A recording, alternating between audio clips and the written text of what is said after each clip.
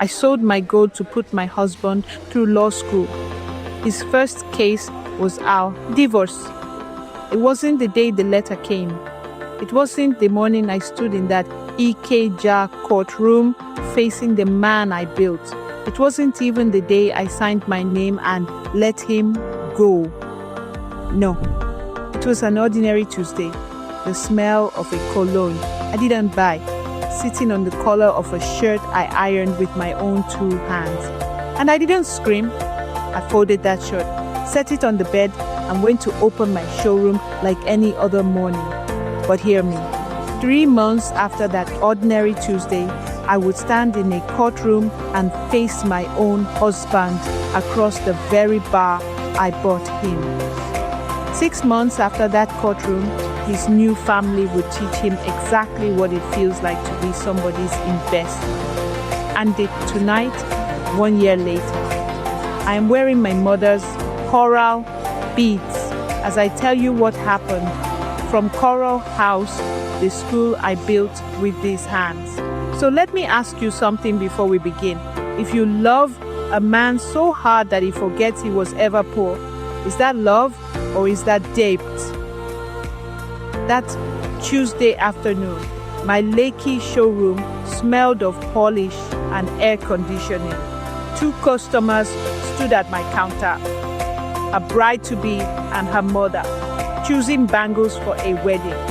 I had the scale in my hand, 22 carat, swinging gently on the pan, when the glass door pushed open and a thin man in a grey shirt walked in like he owned the tiles. Mrs. Morene K. Baka Ray, he said, that is me. He reached into his bag and brought out a brown envelope. You have been served. The bride's mother went quiet. I looked at the letterhead through the plastic window. Falade and Co chambers. My husband's chambers. My husband's people. My hands did not shake. I want you to understand that. I set the scale down, took the pen he offered, and signed for it right there on his little clipboard. Mo Re Ne Ke Baka Re, in full, the same steady signature I use on gold receipts. Then I turned back to the bride. Sorry, my dear. Now, you are looking at the plain bangles or the twisted. She stammered something. Her mother pretended to study a ring, and I weighed that gold to the last gram, wrapped it in tissue, collected my money, and thanked them for their patronage. Only when the door swung shut behind them did I open the envelope. A petition, my name against his name. Damola Bakare wants to dissolve the marriage.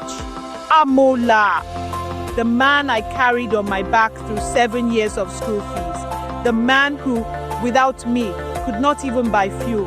And now he had lawyers. That night I did not cry. I sat at my dining table with a cup of cold Bonvita, going skin on top. And I brought out the red ledger. 20 years of my life in red ink. Every gram of gold I sold to build that man, I had written down, not because I was planning for court, but because a market woman records everything. I ran my finger down the pages. 200,000. First year, fees. Sold the drop earrings my mother gave me. Textbooks, exam registration, that laptop he said he needed. The call to bar reception. I catered myself, your love, and small chops for 80 guests. The photographer I paid to frame him in wig and gown. Line after line after red line. The only thing not in that book was my mother's coral beads. Even when the final year invoice came and I was short, I did not sell them.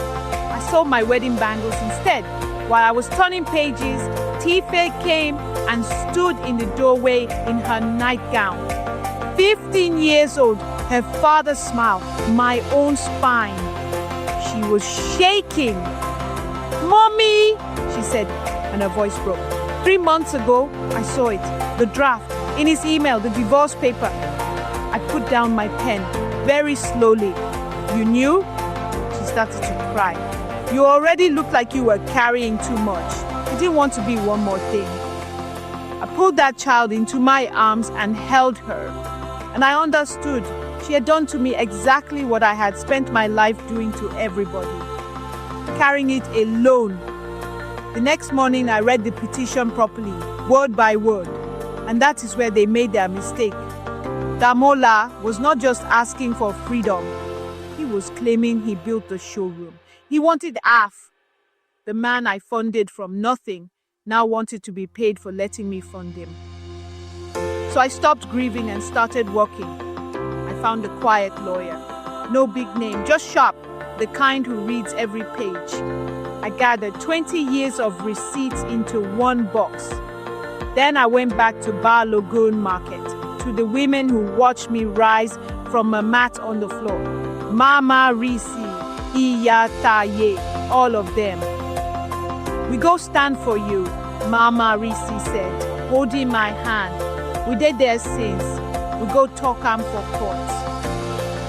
I wrapped the framed call to bar photo in cloth and packed it. If you've ever spent years building someone who was quietly building an exit, comment, I see it, and subscribe to Amy's Story Circle. Because what she found in those receipts changed everything. 3 months after that ordinary Tuesday, I stood in Ikeja High Court. Damola sat at the Falade and Co table, crisp shirt, polished shoes, and beside him, Kemi Falade, red-soled heels, delicate gold chain, cut face like carved wood. My husband would not look at me. My lawyer entered the red ledger into evidence. He read it out, one red line at a time, and I watched the courtroom go still. He produced the call to bar photograph, dated, receipted, the very frame that man hung in his office. Then, one by one, the market women stood. Mama Risi told the court how I sold my gold to buy his textbooks. Iya Taye told them how I fed the family from the stall while he wrote his exams. 20 years of a wife carrying a man, spoken in plain Yoruba, translated for the record. Before the judge says the words that end 20 years, if you believe a woman's receipts should count as much as a man's promises, hit like and tell me in the comments. The claim for half my showroom did not survive contact with paper. You cannot say you built something when the woman across the room has the receipt for every brick. The judge protected my business entirely. Every stone of it stayed mine. Damola stared at the floor. And Kemi, I watched her cold face flicker. Just once, as she finally understood what kind of man she had married. Not a lawyer she chose, a thing that gets bought. 6 months later, I heard how it went for him in the Falade house. Married in, yes, but as an employee. Chief Falade owned his cases, owned the roof over his head, corrected him at dinner in front of everybody, signed his checks. Once again, my Damola was a thing that gets paid for. Only this time by a man who never pretended otherwise. Kemi's latter, they say, got thinner and thinner. But that is his story. Mine went a different way. I opened a second showroom.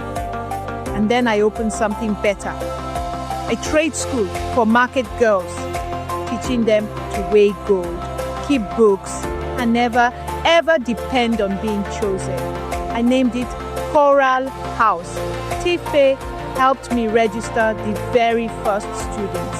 I'm wearing my mother's coral beads as I tell you this, sitting in Coral House, the school I built with these hands. Hear me well.